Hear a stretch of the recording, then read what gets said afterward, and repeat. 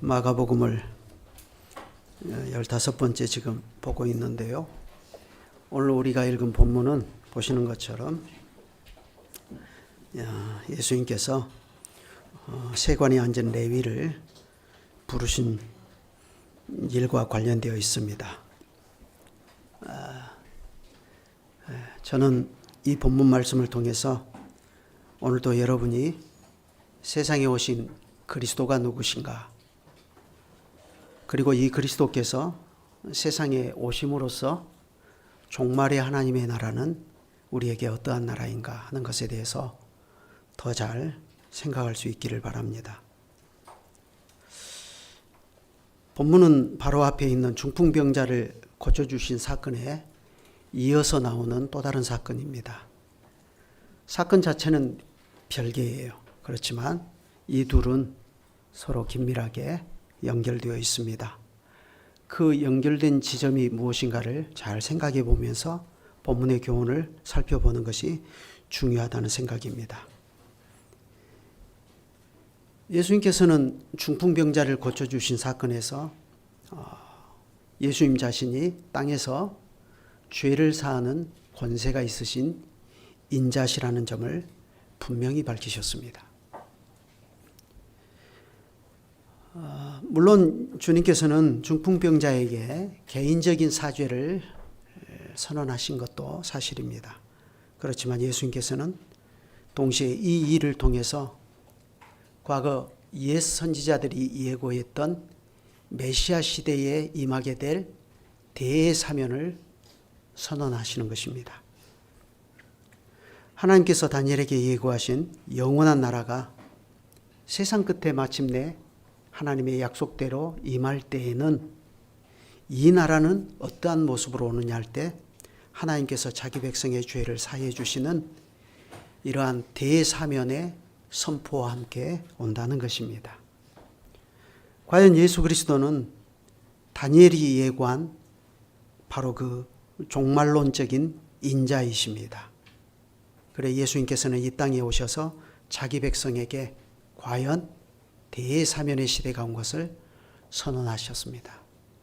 요즘에도 명절이라든지 중요한 국가 기념일에는 대통령이 대사면을 선언하지 않습니까? 그것은 아주 작은 일인데 예수님께서는 전체 세상에 미칠 이 큰 대사면의 소식을 선포하신 겁니다. 그러니 여러분 생각해 보십시오. 누가 이러한 주님의 구원을 받을 수 있겠습니까? 자기의 죄와 비참함에 대해서 이걸 크게 슬퍼하면서 이 문제를 아주 크게 인식하고 잊지 못하는 사람이 주님이 오셔서 선언하신 이 대사면의 선포를 어떻게 생각하겠습니까? 자기하고 상관없는 일이라고 생각하겠죠. 그러겠죠? 그렇지만 반대로 자기의 죄와 비참함을 너무나 똑바로 철저히 깨닫고 있는 사람에게 주님이 오셔서 선포하신 대사면의 선언은 그야말로 기쁨의 좋은 소식이 될 겁니다. 본문에서 예수님이 그 말씀을 하셔요. 건강한 자에게는 의원이 쓸데없고 병든 자에게라야 쓸데있느니라.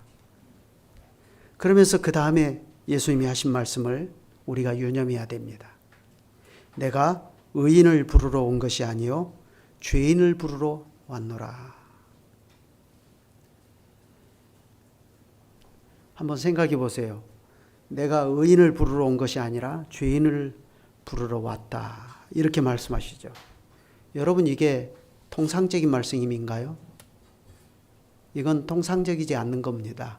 왜냐하면 항상 그러거든요. 환자가 의사를 찾아가는 법이지 의사가 환자들을 일일이 찾아 나서는 법은 없는 겁니다. 물론 저 섬이라든가 시골 골짜기라든가 이런 데는 나라에서 의사들을 파송해 가지고 거기 사시는 노인분들 건강검진도 하고 이렇게 하는 경우도 종종 있지만 그런 경우는 일상적이지 않고 통상적으로는 환자가 병원에 앉아서 진료를 보는 의사에게 찾아가서 자기 문제를 의뢰하는 겁니다. 그런데 예수님께서는 거꾸로 말씀하셔요. 의사이신 예수님께서 환자인 죄인들을 찾아 나섰다 이겁니다. 여러분, 이것이 하나님의 구원입니다. 에덴 동산에서 최초로 범죄가 발생했을 때도 한번 생각을 해보세요. 하나님께서 먼저 아담과 하와를 찾아 나서셨습니다. 아담아, 내가 어디 있느냐 하고 부르셨죠. 아담이 죄짓고 어디 숨어 있는 것을 하나님이 몰라서 찾았을까요? 아니에요. 하나님이 죄인을 찾아 나서신 것을 이렇게 표현하는 것입니다. 그렇다면 이것은 무엇을 얘기하죠? 이것은 죄인을 불러 회복하시는 하나님의 구원이 어떻게 발생하는가 하는 것을 우리에게 분명하게 가르치는 것입니다. 똑같아요. 이때에도 우리의 영혼에 참된 의사이신 예수님은 죄인을 찾아 나셨습니다. 그리고 죄인을 부르러 오셨습니다. 에덴 동산에서 아담아, 내가 어디 있느냐 하고 부르셨던 그 하나님께서 예수님이 되셔서 세상에 오셔서 죄인들을 부르러 오셨습니다. 그래, 죄인을 부르시는데 어떻게 부르시는가를 보십시오. 본문을 여는 13절이 이렇게 시작합니다. 예수께서 다시 바닷가에 나가시매. 예수님이, 어린이들 한번 생각해 보세요. 예수님이 물고기 잡으러 바닷가로 가셨을까요? 그러지는 않죠. 예수님께서는 바닷가를 교실로 택하셨습니다. 왜 하필 바닷가를 교실로 택하셨을까? 그건 갈릴리 바다를 가보면 당장 알 수 있어요. 지금 이곳은 가버나움, 갈릴리 북쪽이죠. 그러니까 예수님이 바닷가에 서시면, 혹은 바다에 가까운 곳에 배를 띄우시면, 예수님 배를 딱 타시면 사람들이 바닷가 풀밭에, 완만한 경사지로 되어 있거든요. 그 풀밭에 많은 사람이 앉습니다. 그러면 예수님께서는 뒤에서 불어오는 바닷바람을 이용해서 사람들에게 말씀을 하셔요. 그때는 지금처럼 이렇게 좋은 마이크와 확성기가 있어서 복음을 전하던 그런 시대가 아니기 때문에 예수님께서는 그런 자연의 환경을 이용해서 사람들에게 복음을 전하신 것입니다. 그렇게 해서 예수님은 바닷가에서 자기 앞에 앉은 많은 청중에게 천국 복음을 전하고 가르치셨습니다. 그런데 여러분, 이게 바로 세상에 오신 예수님의 목적입니다. 예수님은 이 천국 복음을 전하시려고 오신 거예요. 우리는 흔히 예수님의 사역을 생각하면 예수님이 세상에 오셔서 병든 자들, 귀신 들린 자들, 죽어 있는 사람들, 그런 사람들을 고쳐주시는 표적과 이적을 행하시는 예수님만 생각하기가 쉬운데, 사실 예수님의 진짜 목적은 사람들에게 천국이 왔다는 사실을 알리고 그 천국 복음이 무엇인가를 가르치려고 하시는 거예요. 그러면 예수님이 보여주신 그런 여러 가지 이적들이나 표적들은 뭐죠? 다 지금 예수님이 전하시는 이 천국 복음을 확실하게 증거하기 위한 도구들이에요. 마가복음 16장 20절을 보면 너무나 잘 알 수가 있죠. 그러니 사람들은 예수님께서 행하시는 표적이나 기적을 볼 때, 또 예수님께서 가르쳐 주시는 천국 말씀을 들을 때 어떻게 해야 되겠습니까? 나는 예수님이 가르치는 것에는 관심이 별로 없고 예수님이 행하시는 기적이나 보고 그래서 떡이나 더 먹겠다 하면서 그렇게 예수님을 따라다닌다면 그거는 안 될 일입니다. 그건 오히려 거꾸로 되는 거예요. 중요한 것은 예수님이 가르치시는 이 천국 복음을 지금 믿어야 되는 겁니다. 그게 중요한 거예요. 그래, 예수님의 그 말씀을 믿으면 어떻게 되는 거죠? 예수님의 말씀이 그 마음속에 들어가서 믿어지면 어떻게 되는 거예요? 하나의 예를 그 다음에서 볼 수 있습니다. 14절이죠. 또 지나가시다가 알페오의 아들 레위가 세관에 앉아 있는 것을 보시고 저에게 이르시되 나를 좇으라 하시니 어떻게 했다고요? 일어나 좇으니라. 예수님께서 세관에 앉아 있는 레위를 주님의 제자로 부르셨습니다. 나를 좇으라 하고 이렇게 부르셨어요. 그러니까 레위가 기뻐하면서 예수님을 일어나 쫓았습니다. 이 사람은 예수님을 일어나 쫓을 뿐만 아니라 기꺼이 예수님을 자기 집에 초대해서 성대한 잔치를 베풀었습니다. 그런데 거기에는 많은 세리와 죄인들도 같이 참여했어요. 그래서 예수님이 이 세리 레위하고 독대해서 식사하신 것이 아니라 많은 죄인들과 또 세리들이 함께 그 잔치에 참여하게 되었습니다. 그러자 눈이 뒤집어지는 사람들이 있었습니다. 제가 말을 좀 세게 했죠. 눈이 뒤집어져요. 바리새인의 서기관들이 예수께서 죄인 및 세리들과 함께 잡수시는 것을 보고 그들은 자기들의 눈을 의심했습니다. 예수가 이렇게 많은 세리들과 죄인들로 더불어서 거리낌 없이 어울리면서 심지어 밥도 같이 잡수시는 거예요. 그러니 그들은 즉시 예수님의 제자들에게 따져 물었습니다. 어찌하여 너희 선생은 이런 죄인들과 함께 먹느냐? 제자들에게 따진 거지만 사실은 예수님에게 따진 거죠. 그러죠? 예. 바리새인들이 왜 이렇게 반응을 했지? 그 이유는 여러분들이 다 잘 아실 거예요. 그렇지만 어린이들을 위해서 좀 설명하겠습니다. 당시는 로마라는 큰 나라가 이스라엘 나라를 지배하고 있던 그런 상태입니다. 그런데 이 로마가 세계 여러 곳을 지배해 가지고 그 지배한 백성들에게 아주 못된 방법으로 세금을 막 걷어들였어요. 왜 그렇게 했냐면은 돈이 필요하니까 세금을 막 걷어들인 건데, 로마는 어떤 나라를 지배하면 로마와 그 나라를 연결하기 위한 도로를 건설했어요. 근데 그때 건설된 도로들이 지금도 막 남아 있잖아요. 지금은 도로를 아스팔트를 깔고 자동차가 다닐 수 있도록 하잖아요. 그죠? 근데 그때는 이 마차들이 다녀야 돼요. 그러니까 그때는 진흙 바닥이면 비가 오면 안 되잖아요. 마차들이 못 가잖아요. 그러니까 어떻게 했어요? 비싼 돌들을 가지고 길을 깔았어요. 그래서 지금도 유럽에 가면 중세시대에 돌을 깔아가지고 만들어 놓은 그런 길들이 많이 지금도 남아있다고요. 마차들이 빨리빨리 가야 되니까. 그래서 도로를 건설하고, 또 이 로마는 제국의 그 위엄을 드러낼 목적으로 어떤 나라를 정복하면 그 나라에다가 로마의 위엄을 상징하는 온갖 좋은 건축물들을 세워가지고 도시를 건설했습니다. 그러니 그런 일들을 하려면 얼마나 돈이 많이 필요해요.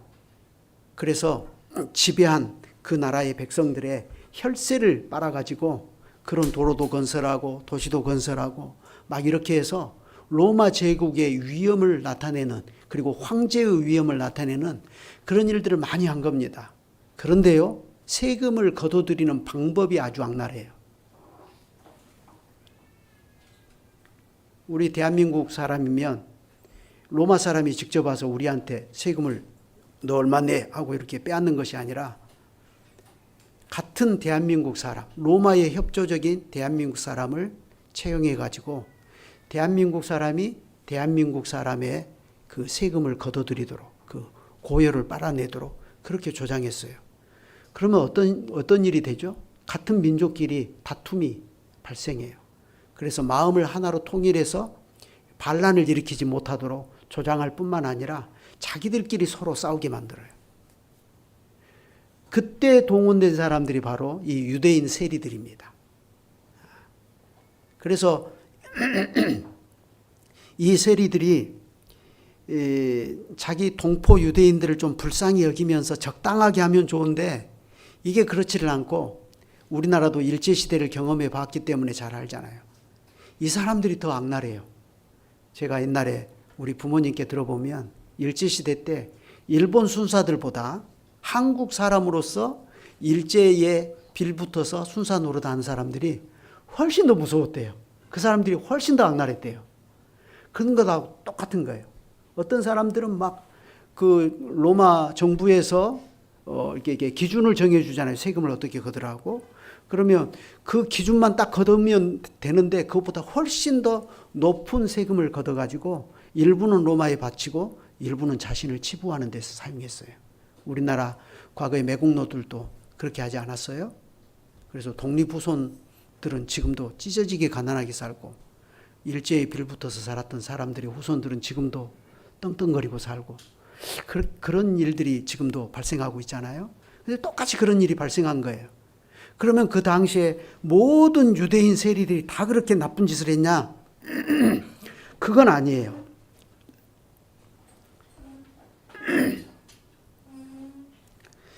그 여리고에 보면 예수님께서 똑같은 세리장 그 삭개오를 부르신 일 있잖아요.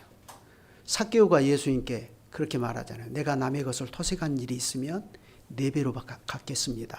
이렇게 말하죠. 이런 걸 보면 삭개오는 당시 대단히 양심적으로 했다는 것을 알 수가 있어요. 그죠? 근데 아마도 이 세관에 앉아있던 레위도 그러지 않았을까 그런 생각이 듭니다. 다 나쁜 것은 아니지만 그러나 어떤 사람들은 아주 악랄하고 나쁜 방법으로 치졸하게 세리 노릇을 한 사람이 있었고 양심적으로 세리 노릇을 한 사람들도 있었지만 그러나 중요한 것은 사람들이 어디 세리를 그렇게 구분해서 보나요?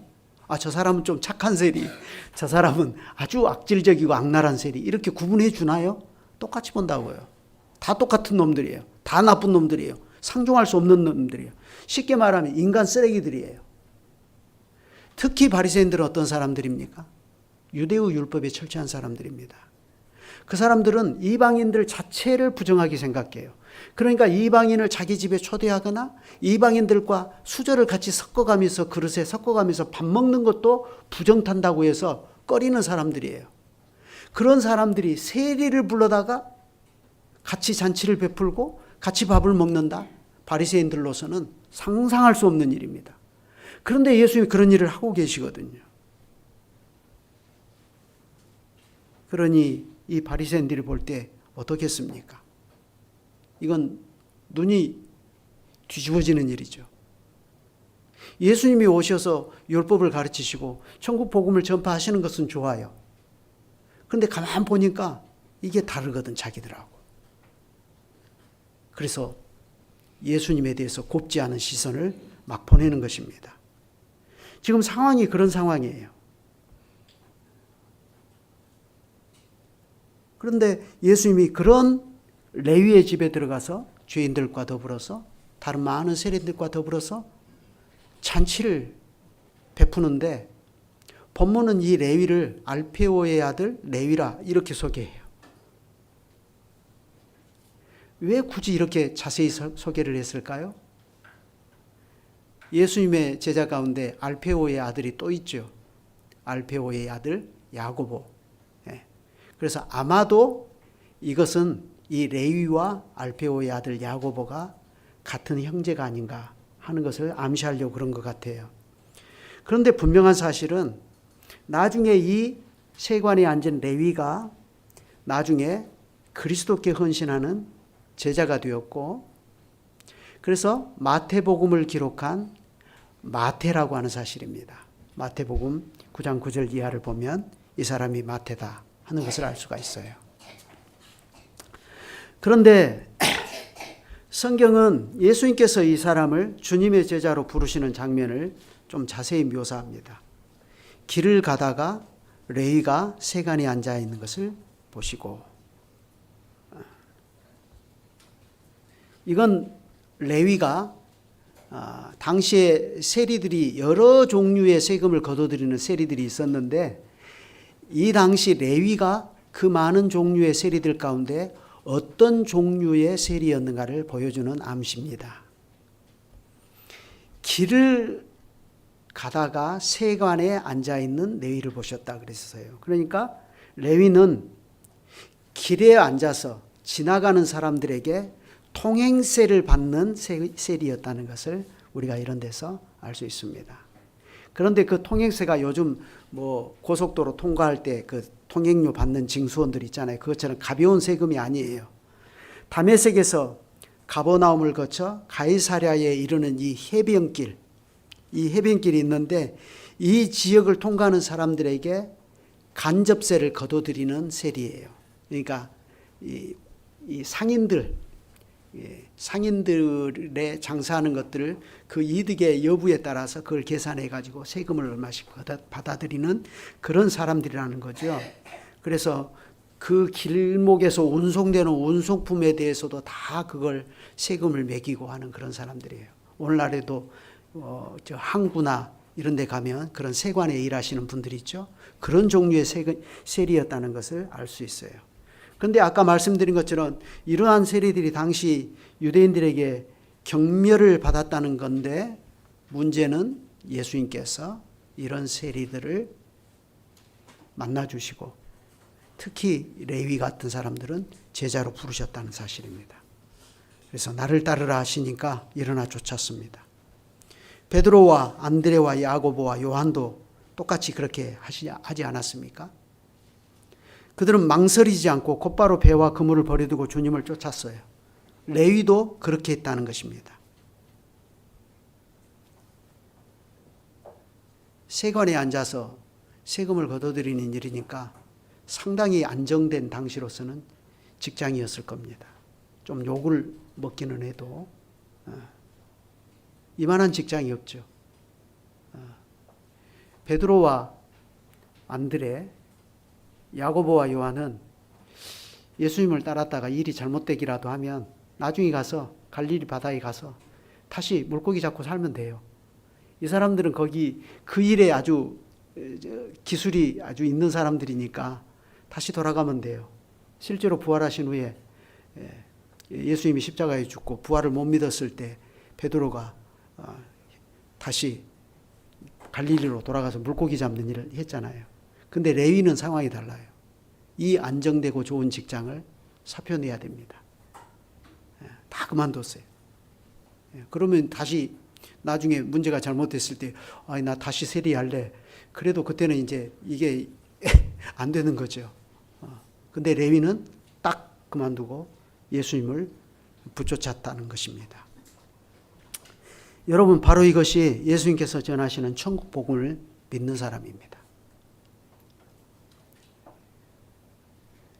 예수님을 믿는 사람은 다 이렇게 예수님을 따르는 제자가 되는 겁니다.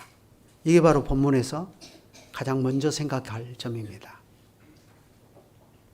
예수 믿으면서 나는 예수님의 제자는 안 될래. 이런 건 성립이 안 되는 거예요. 왜 그렇죠? 마태복음 28장의 유명한 말씀 다 아시죠? 하늘과 땅의 모든 권세를 내게 주셨으니 그러므로 너희는 가서 모든 족속으로 제자를 삼아 아버지와 아들과 성령의 이름 안으로 세례를 주고 이렇게 말씀하시죠. 예수 믿는 자들에게 세례를 베풀 때는 제자를 삼아서 세례를 베푸는 거지 죄자가 되고 안 되고는 네 선택이고 세례 받아라 이런 법은 없는 겁니다. 그러니까 여기에 있는 우리는 전부 다 예수님의 제자들이에요. 우리는 예수님의 제자로 살겠다는 서약을 하고 세례받은 겁니다. 그 점을 우리가 아셔야 됩니다.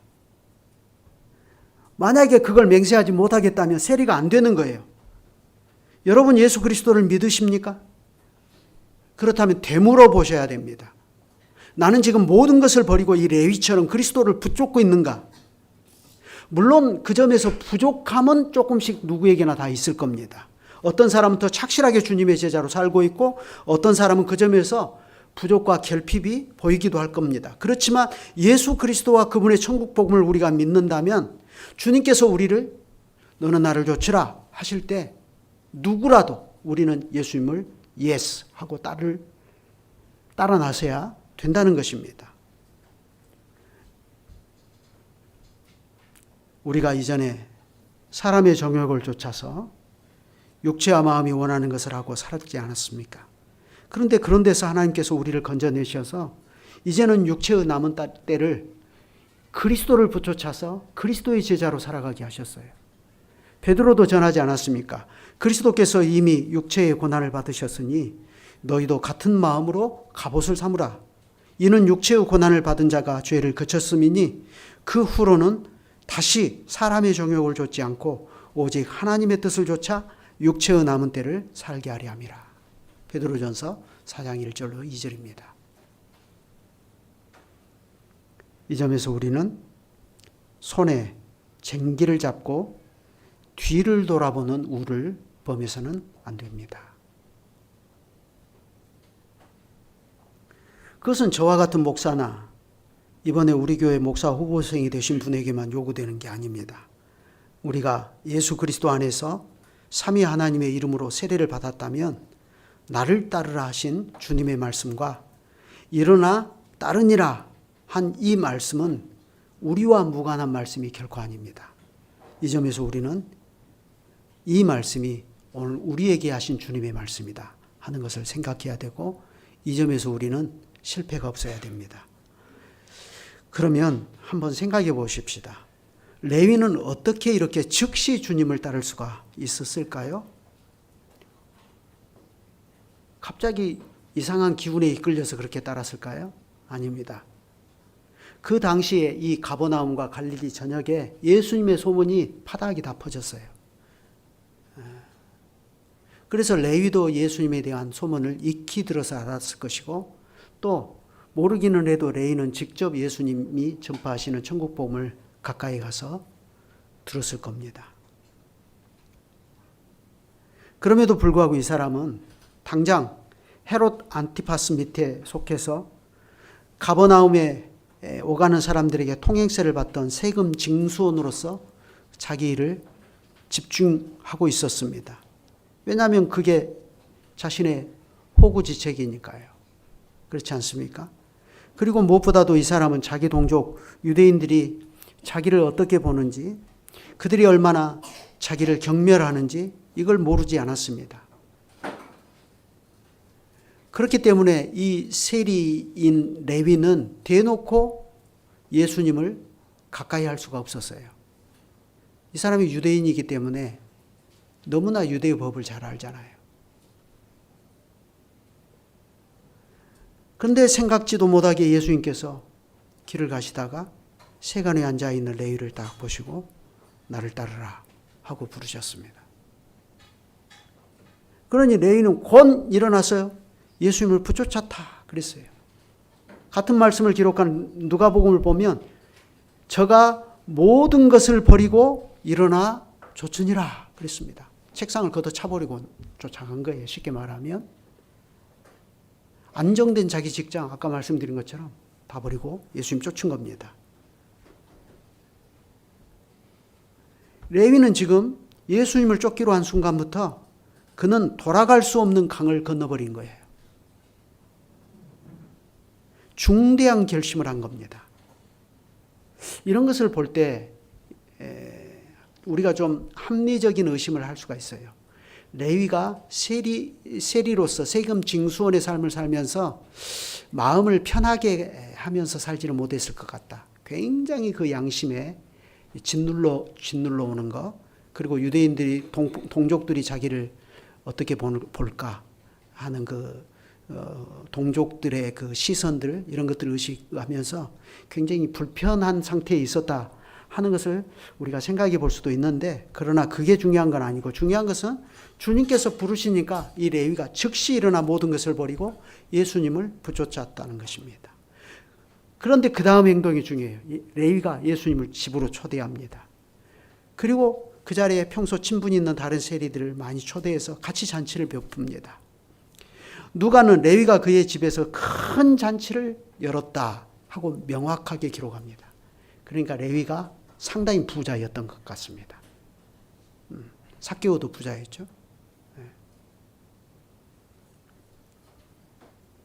그러면 레위는 무슨 뜻으로 이렇게 잔치를 베풀었겠어요? 본문을 들여다보면 레위가 무슨 목적을 가지고 이렇게 잔치를 베풀었는가, 그 말은 없어요. 그 말은 없어. 대신 무슨 얘기가 기록되어 있죠?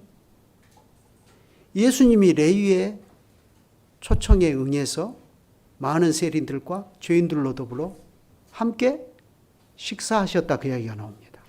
이 잔치가 베풀어진 그 사실 자체를 지금 본문이 얘기하고 있어요. 그건 뭘 얘기하는 거죠? 강조점이 다른 거예요. 레위가 무슨 목적으로 잔치를 베풀었는가, 이게 지금 중요한 게 아니고 예수님이 이 잔치에 참여하고 있다. 그래서 지금 잔치가 베풀어지고 있는 이 상황이 중요하다는 거예요. 그러면 우리는 이 잔치를 어떻게 이해해야 됩니까? 지난 시간에 이미 말씀드렸죠. 구약 선지자들이 장차 메시아가 오시고 대사면의 시대가 베풀어지면 어떤 일이 벌어질 것인가를 이렇게 예언했습니다. 지난 시간에는 예레미야 선지자의 예언을 가지고 얘기했는데 이사야 25장 6절을 보면 이렇게 말해요. 만군의 여호와께서 이 산에서 만민을 위하여 기름진 것과 오래 저장하였던 포도주로 연회를 베푸시리니 잔치를 베푸실 것이다 그랬어요. 곧 골수가 가득한 기름진 것과 오래 저장하였던 맑은 포도주로 하실 것이며 그랬어요. 또 스가랴 선지자도 말했습니다. 만군의 여호와가 말하노라. 그날에 너희가 각각 포도나무와 무화과나무 아래로 서로 초대하리라. 메시아가 오셔서 죄인들에게 대사면을 선언하시니까 죄인들이 기뻐서 서로 포도나무와 무화과나무 아래로 모여라 하고 잔치하자 하고 서로 초대할 것이다. 구약 선지자들이 이렇게 예고한 거예요.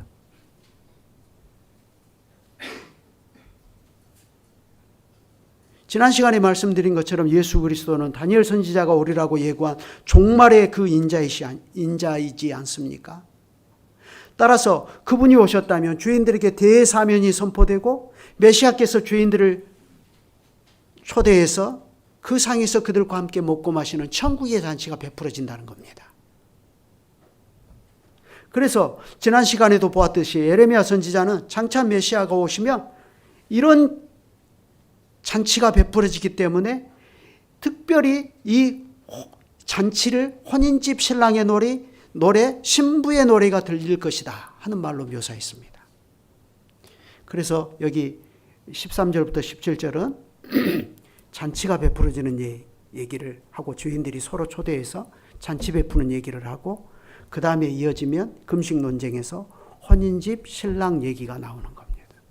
그래서 이 얘기들이 이렇게 기록이 되어 있는 것은 아주 목적을 가지고 이렇게 기록한 거예요. 메시아 시대의 하나님 나라가 어떤 것인가를 보여줄 의도로 이렇게 기록된 거예요.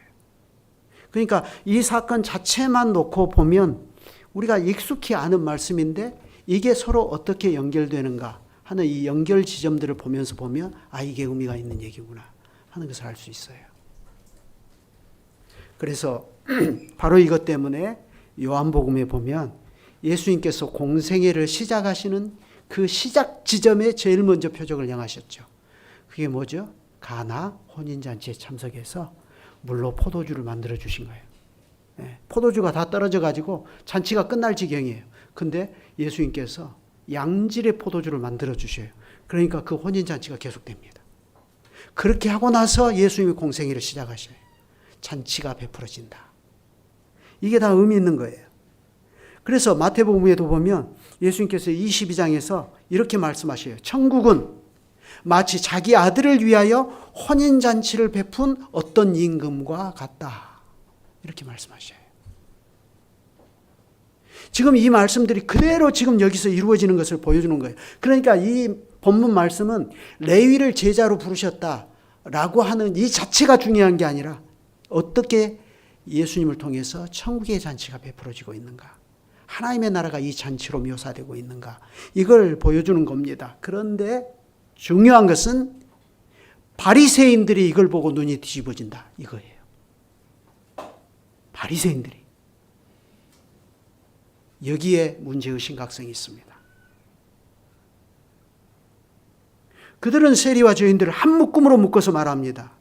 죄인들이라 했는데 이 세리와 죄인들 이게 아주 악랄한 부도덕한 아주 악랄한 죄인들을 말하는 게 아니라 여기서 죄인들 이 말은 바리새인들이 딱지를 붙여버린 사람들을 일컫는 말이에요.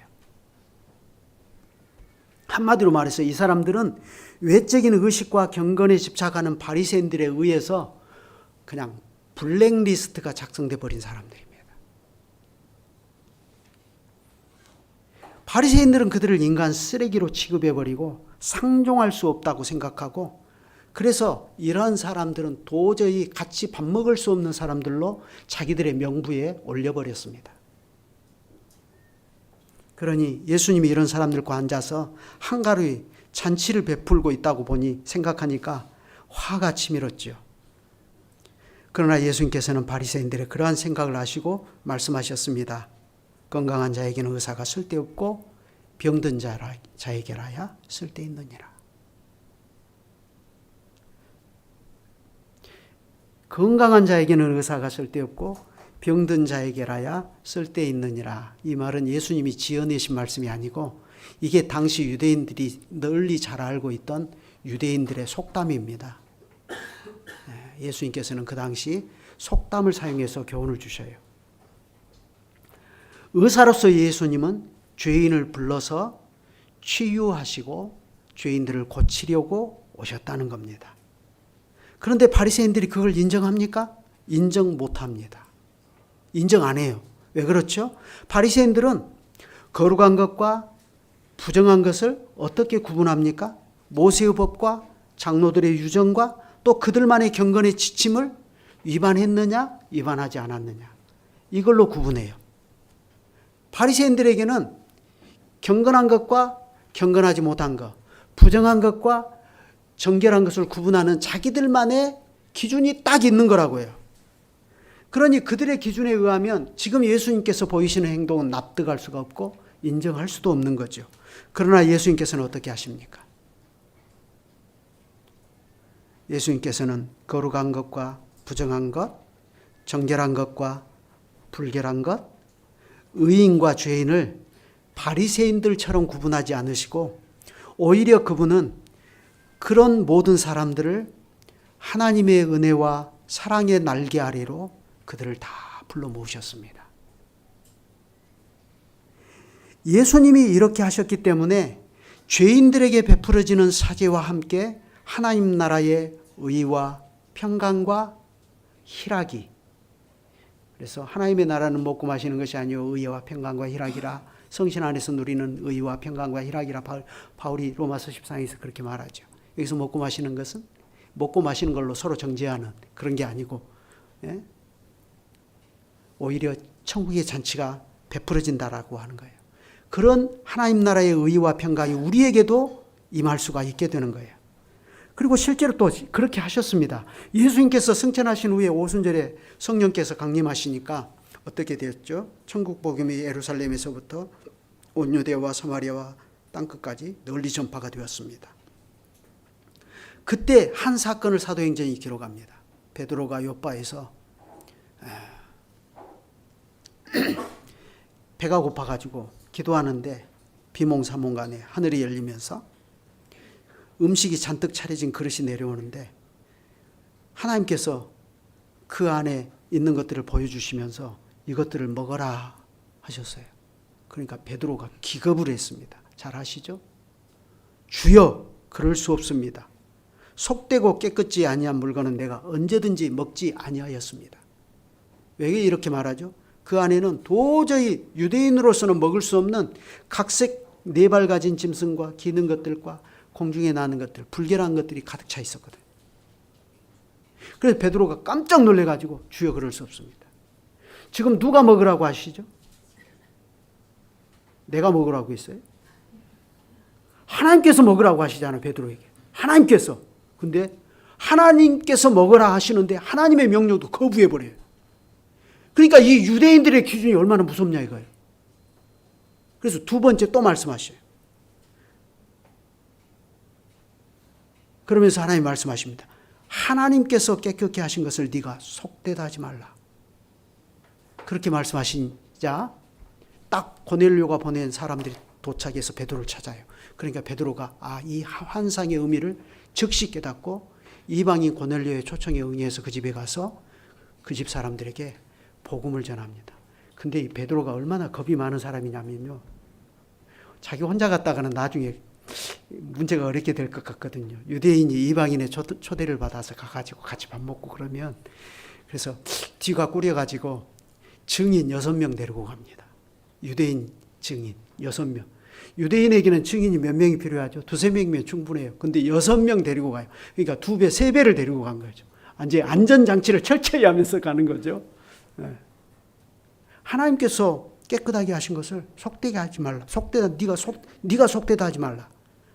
그래서 고넬료에게 복음이 전파되고 이방인 고넬료가 하나님의 교회로 불러 모아지는 최초의 사례가 여기에서 발생한 거예요.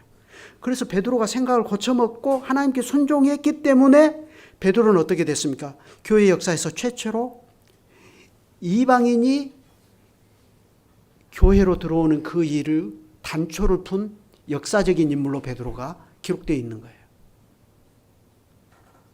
다시 본문으로 돌아가 생각해 보십시다. 바리새인들은 의롭고 경건한 사람이 세리와 죄인들과 접촉하면 어떻게 된다고 생각했죠? 의롭고 경건한 사람이 죄인들과 접촉하면 죄인의 부정이 나에게 옮아서 의로운 사람도 부정하게 되어버린다고 생각했습니다. 그러니 바리새인들은 자신들만의 의로움을 지키기 위해 경계를 세우고 테두리를 만들고 울타리를 높이 세웠어요. 그러니 죄인들이 바리새인들에게 접근할 수가 없었고 바리새인들도 죄인들에게 다가가지 않았습니다. 그러나 예수님은 오히려 죄인들에게 다가가시고 그들의 초청에 기꺼이 응하시고 아까 스가랴 선지자가 예고한 것처럼 포도나무와 무화과 열매가 풍성히 베풀어진 자리에서 그 잔치에서 같이 먹고 마셨습니다.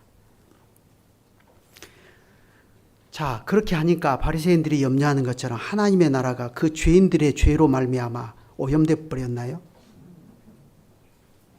깨끗한 하나님의 나라가 너무나 지고지순하신 예수님이 죄인들에 의해서 오염돼 버렸나요? 아니요. 그 반대가 되었습니다. 오히려 하나님의 나라는 예수 그리스도로 말미암아 죄인들을 하나님과 화목시키면서 치유와 회복을 가져왔습니다. 예수님께서는 메시아 시대가 임하고 죄인들에게 구원을 베푸시는 하나님의 나라가 임한 것을 바로 이러한 방식으로 그 시대에 알리시고 사람들로 하여금 너희도 이 나라에 들어오느라 하고 초대하신 것입니다. 과연 예수님은 영혼의 의사로 죄인을 구원하시려고 세상에 오셨습니다. 그러니 스스로 나는 건강해. 그러니 나에게는 의원이 쓸데없어. 이렇게 생각하는 사람들은 예수님께 다가올 생각 자체를 안 했습니다. 자기는 경건하다고 생각하고 나는 의인이라고 생각하는 사람들은 예수님께 다가오려고 생각하지도 않았어요. 오히려 죄인을 가까이 하시는 예수님을 비뚤어진 눈으로 바라보고 예수님에 대해서 기분 나쁜 감정을 키워나갔습니다.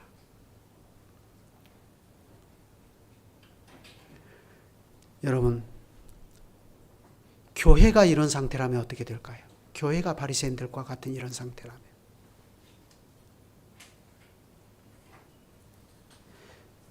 교회가 우리는 우리 시대의 교회를 거룩하게 세우겠다 하면서 경계와 울타리를 높이 세우고 죄인들이 접근할 수 없는 교회를 만든다면 그게 거룩한 교회를 세우겠다는 구호가 무슨 소용이겠습니까?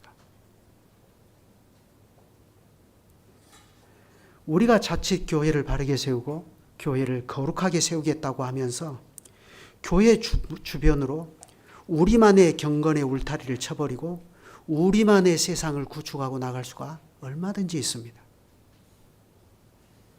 그렇다면 그것은 거룩한 교회가 아니라 좀 죄송한 말씀이지만 그건 오히려 바리새적인 교회가 되는 겁니다. 그렇게 되면 필시 하나님께서 받으신 사람을 정작 하나님의 교회라 하는 이 교회는 하나님이 받으신 사람을 받지 않고 배척해버리는 그런 엄청난 일이 발생하게 됩니다. 여러분, 본문에 보면요, 바리새인들하고 아까 내가 말씀드린 베드로는 공통점이 있고 차이점이 있어요. 이 공통점이 뭐고 차이점이 뭐겠습니까? 둘 다 한때는 먼저 공통점을 보면 둘 다 한때는 하나님께서 받으시는 사람을 자기가 가진 경건의 기준 때문에 아이고 나 받지 못합니다. 아이고 나 그럴 수 없습니다. 하고 털어버렸던 사람이라는 거예요. 바리새인도 그랬고 베드로도 한때 그랬어요. 하나님께서 먹으라고 하셨는데 주여 그럴 수 없습니다. 속되고 깨끗지 아니한 물건을 내가 언제든지 먹지 아니했습니다. 사람이 자기가 가지고 있는 경건의 기준을 중요하게 높여버리면 하나님 앞에서도 이렇게 될 수 있어요. 이게 무서운 겁니다. 그렇지 않습니까? 하나님께서 받아라 하시는데 아니 나는 못 받겠는데요. 이게 얼마나 두려운 일입니까? 교회가 그렇게 되면요.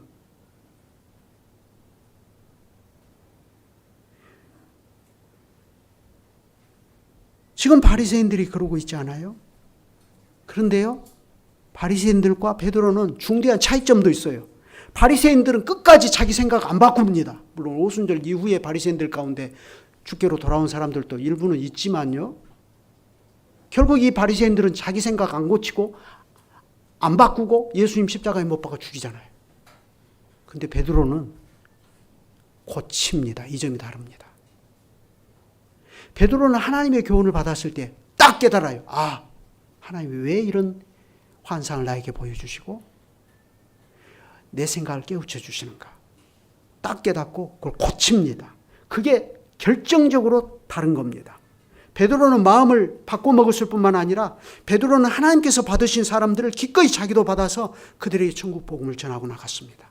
그래서 결과적으로 본래는 약속의 언약에 대하여 외인이요 그리스도 밖에 있었던 이방인들이 교회로 함께 불러 모아지는 메시아 시대의 서막을 베드로는 그렇게 해서 여는 중요한 역할을 하게 되는 겁니다. 그러면 여러분, 오늘날 우리는 이 두 부류의 사람들 중에 어떤 사람의 자취를 따라가야 되겠습니까? 너무 답은 뻔하죠. 우리도 베드로처럼 해야 합니다.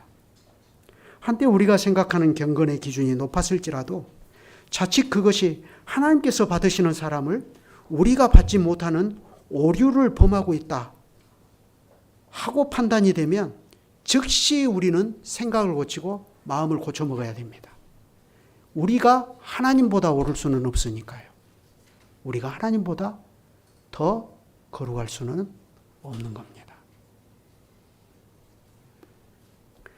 바로 그렇게 하려고 우리 은혜개혁교회가 지금 이렇게 따로 모여 있는 것이 아닙니까? 우리는 그 점을 놓쳐서는 안 됩니다.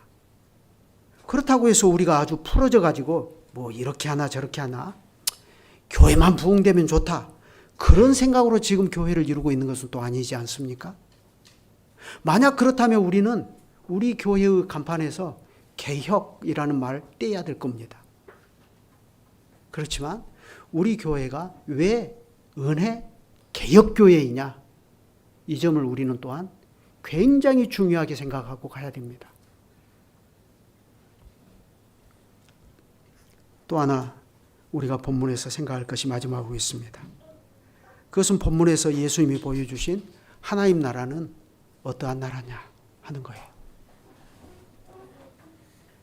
이 나라는 바리새인들의 생각과 달리 죄인들에 의해서 오염이 되는 것이 아니라 오히려 그러한 죄인들을 하나님과 화목시키면서 치유하고 회복하는 그러한 나라입니다.